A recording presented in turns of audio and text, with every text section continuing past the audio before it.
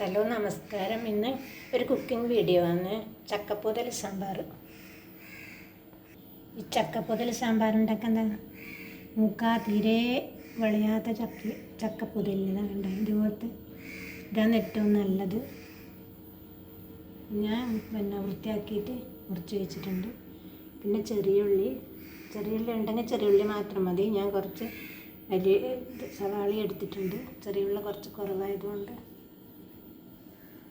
കുക്കറിലാണ് ഉണ്ടാക്കുന്നത്. പിന്നെ പരിപ്പ് ഏകദേശം 1 മണിക്കൂറായി കഴുകി കുതിർത്ത് വെച്ചിട്ട്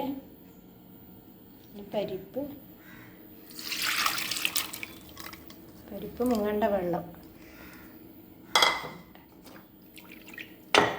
ഇതാണ് കണക്ക്.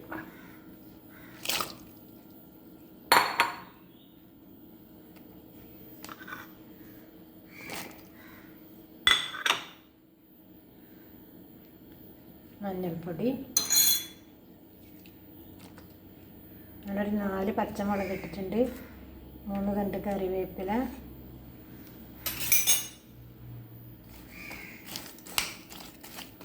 ഉപ്പിട്ട് കൊടുക്കുന്നില്ല.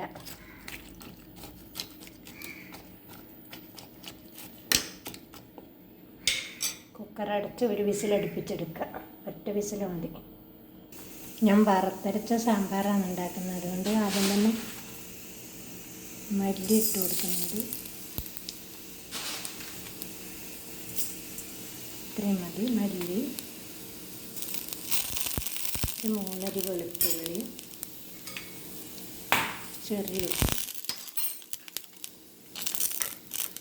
ഉണക്കമുളക്,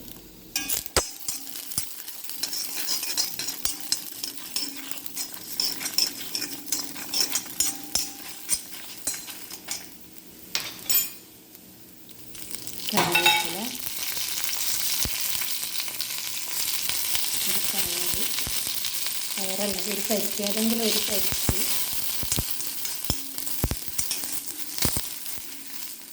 ഞാൻ തീ കൂട്ടി വെച്ചുകൊണ്ട് സ്പീഡിൽ ഇളക്കി കൊടുക്കലാണ്.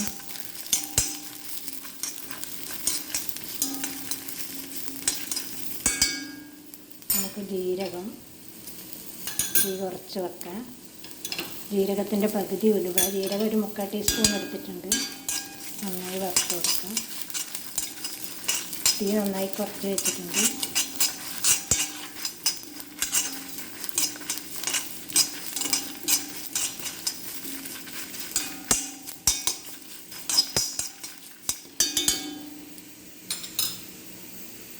സാമ്പാറിനുള്ള പുളിയുടെ കുതിർത്ത് വെച്ചിട്ടുണ്ട്.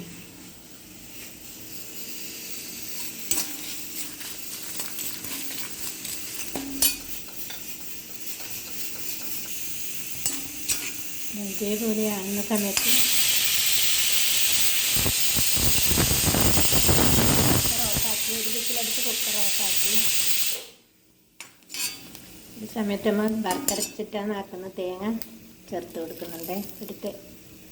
ഒരു അരമുറി തേങ്ങേൻ്റെ പകുതി, ഒരു തേങ്ങേൻ്റെ 1/4 ഭാഗം. വെളിച്ചെണ്ണ ഇതുവരെയും ചേർത്തിട്ടില്ല.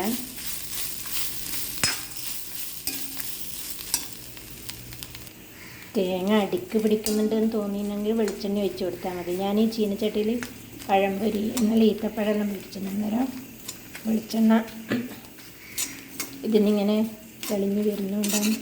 അടിക്കൊന്നും പറ്റുന്നില്ല. വെളിച്ചെണ്ണ ഇതുവരെ ഒഴിച്ചിട്ടില്ല.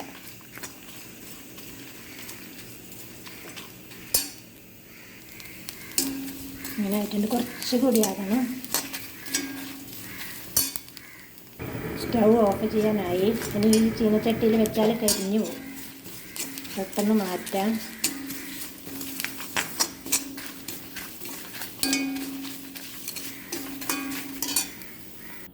ഇത് തണുക്കുമ്പോഴൊക്കെ പുളിയെല്ലാം പിഴിഞ്ഞ് വെക്കാം. ആദ്യം വെള്ളം തീരെ ചേർക്കാണ്ട് ഒന്ന് പൊടിച്ചെടുക്കാം. ഇതുപോലെ പൊടിച്ചെടുത്തിട്ടുണ്ട്. ഇനി കുറച്ച് വെള്ളം ഒഴിച്ച് കൊടുക്കാം. മതി. നന്നായിട്ട് അരച്ചെടുക്കാം. കുക്കർ തുറക്കാം.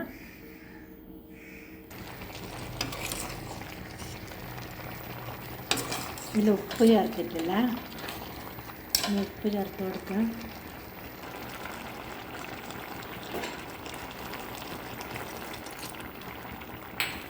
കപ്പ് വെള്ളം ചേർത്ത് കൊടുത്തു.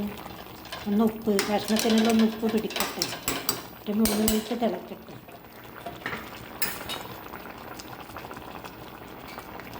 ഒരു 3 മിനിറ്റ് ആയിട്ടുണ്ട്. ഇനി അരപ്പ് ചേർത്ത് കൊടുക്കാം.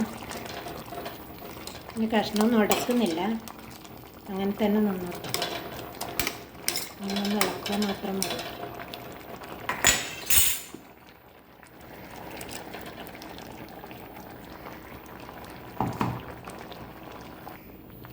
അരപ്പും ചേർത്ത് പുളിവെള്ളവും ചേർത്തു. ഇനി കായം ചേർക്കാനുണ്ട്. കായത്തിൻ്റെ പൊടി,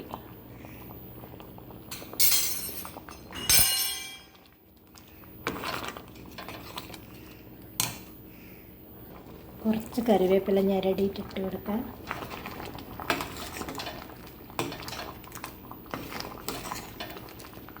ഇഡ്ഡലീൻ്റെ കൂടെ കഴിക്കണം, അതുകൊണ്ട് കൂടുതൽ വെള്ളമാക്കുന്നില്ല. നേരത്തെ സാമ്പാർ ഇഷ്ടമുള്ളവർക്ക് കുറച്ച് വെള്ളം ചേർത്ത് കൊടുക്കാം.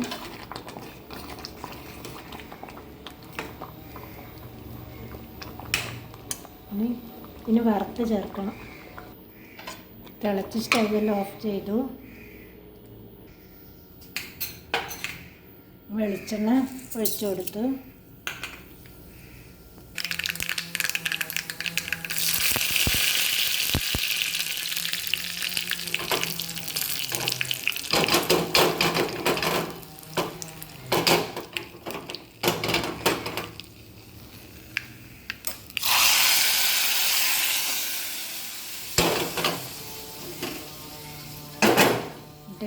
ഇഡലി സാമ്പാർ. ഇഡലി ഉണ്ടോ നല്ല ഇതുപോലെ ഉണ്ടാക്കിയാൽ ചക്കപ്പുകൽ സാമ്പാർ എല്ലാവർക്കും ഇഷ്ടപ്പെടും. എൻ്റെ വീഡിയോ കാണുന്ന എല്ലാവർക്കും നന്ദി പറയുന്നു.